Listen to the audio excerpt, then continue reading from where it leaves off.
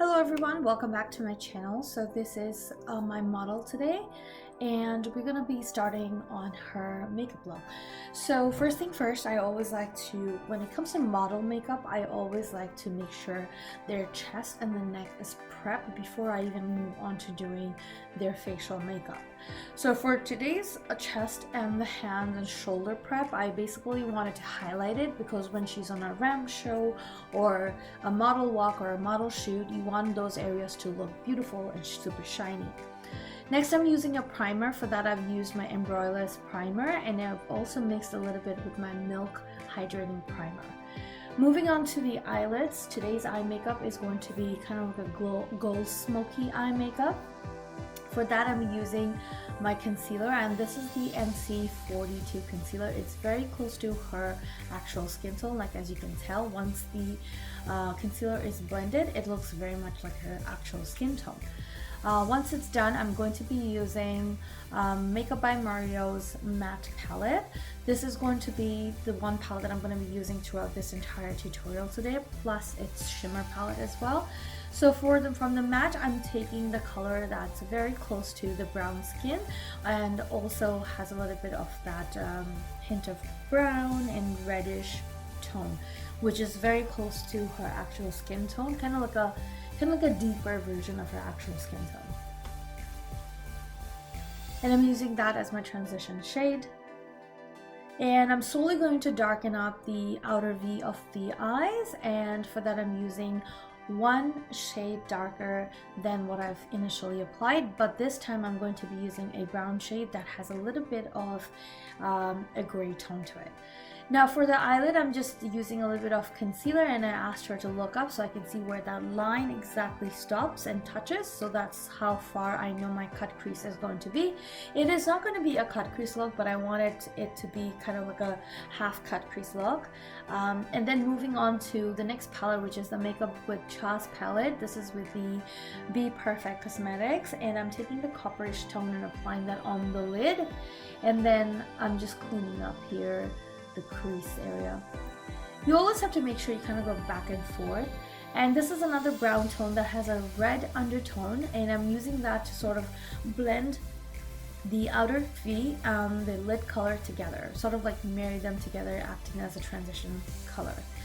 For eyeliner, today I'm using Anastasia Beverly Hills Matte Black Eyeliner. This is actually one of the highly recommended eyeliners from one of the Australian makeup artists that I follow on Instagram. She loves it because it dries matte, and I had it for a long time in my kit, but I just never used it till I was reminded how nice this was. Now moving on to the eyeshadows. I'm using a black eyeshadow on top of the eyeliner to make it look a little bit more diluted and kind of like blended more. I don't want like a harsh eyeliner. After I've applied some mascara, I'm now popping in those lashes. Now, as you can see, the reason why I always like a blended eyeliner, because it kind of gives a very soft tone to the outer corners and entire eyes as well. For foundation, I'm using NC42 and NC44 mixed together. So I don't know if you can tell, but the model is actually, her skin tone and my skin tone are pretty similar, except that I'm more on the neutral end and she's more on the orange undertone end. So now we're applying that using a Morphe foundation brush. It's actually currently one of my favorite. I used to use the Sephora blending brush, foundation blending brush. I believe it was in number 34, but now I've been hooked onto this Morphe blending brush lately, and believe me or not, I got 2 of them because I've been so hooked onto it. Now moving on to the under eye concealer, I'm using NC40. This is the MAC Studio concealer that comes in a little pot, and I'm using that to put it underneath her eyes and also, you know, the high points of her face basically, and then using a small foundation blending brush, I'm blending it all around those higher points of her face. This brush, I really like it because it goes kind of like in the corner space, like in between the eyes, you know, on the inner corner area and the outer corner. It also helps me shape it. So I really love using that brush to sort of go on the inner smaller areas of the face. Now using the same foundation brush by Morphe, I'm going to blend all that. and once the blending is done, we're going to go ahead and set it all with powder.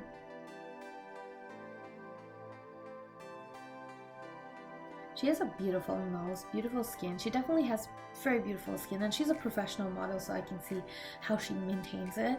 It's so like admirable. A person who's a full-time model probably puts makeup every day, but she makes sure that it's clean and tidy. Now, using the same smaller brush, I'm just making sure that her under eyes are completely blended before I went in with my Laura Mercier's translucent powder in shade Honey. The reason why I used Honey, because Honey works really good with a deeper tone skin, and I'm using this triangular sponge that I got from Amazon. This has helped me change my makeup game a lot because it helps set the foundation in place without having to bake too much. Like, if you can see, her under eyes are not like that much baked, but the foundation has been set entirely with this powder, and it looks so nice and blended and blurred out, which I really love. Now, using my Terracotta, which is a cream bronzer by Anastasia Beverly Hills, I'm applying that all over her parameters of the face to make sure her face looks nice and chiseled. To set all these bronzers and contour in place, I'm then going to be using my Smashbox Palette. In this palette, there are a few things that comes together. There's a bronzer and a blusher and also a highlighter that all comes in together. So I just basically use this palette to basically apply it on her entire face. I'm not sure what the palette is called, but it is definitely from Smashbox, and as you can see, it has that 2 blush tone and then 2 highlighters and 2 bronzers. And I'm using that same blush sort of like mixed together.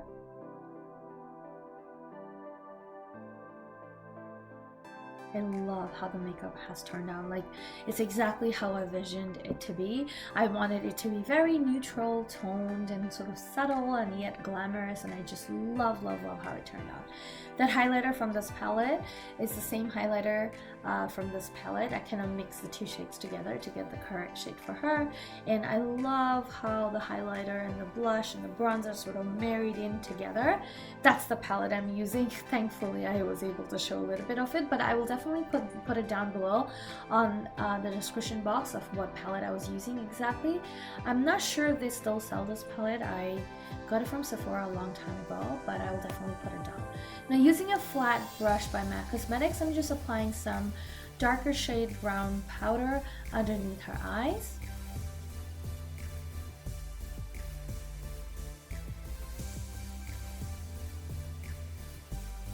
And same with the other eyes as well. And now the difficult moment of all time. So the brows was the most difficult part of her face, I believe, because she has very little natural brow to begin with. So we wanted to make sure like her brows look snatched. So I went in with my brow pomade by Kat Von D. This is, I believe, in the shade dark brown, but I will definitely double check and put it down below. I'm not sure if Kat Von D comes in the shades or number, but I'll definitely put it down below. And what I like to see all the time is I always like to curve out the bottom line first, and then I like to work with the arch and then the outer corners, and then eventually I like to work with the inner part of the eyebrows.